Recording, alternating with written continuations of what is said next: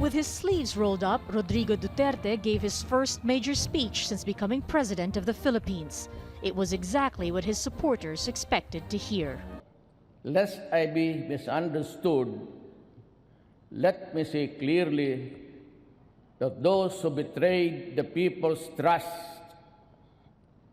shall not go unpunished, and they will have their day in court. And if the evidence warrants, they will have their day of reckoning too. A former mayor, Duterte is known for his zero-tolerance approach to fighting crime, but his shoot-to-kill order to police has religious leaders and human rights groups concerned. In Duterte's first 3 weeks as president, more than 300 people have been killed, either in police operations or vigilante attacks. But Duterte feels their concern is out of place. Human rights must work to uplift human dignity.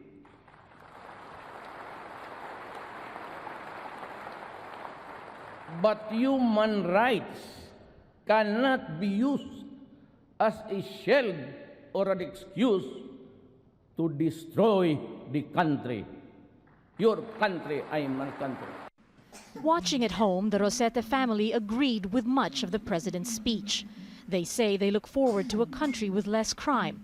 They also support Duterte's goal to change the constitution to allow a federal system of government. Duterte believes decentralizing power from the capital is the best way to bring progress to all parts of the country.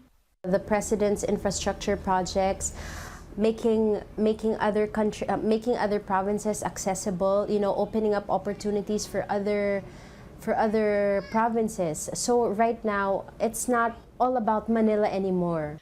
Duterte eventually veered off script and spoke an hour longer than planned. He spoke mostly about domestic concerns and only briefly about maritime disputes with China and other international relations. Among his biggest announcements, a unilateral ceasefire with communist rebels who have been fighting the government for decades. Duterte calls himself a socialist and believes he's the leader that can negotiate an end to the conflict. Duterte has a 91% trust rating, the highest of any Philippine president.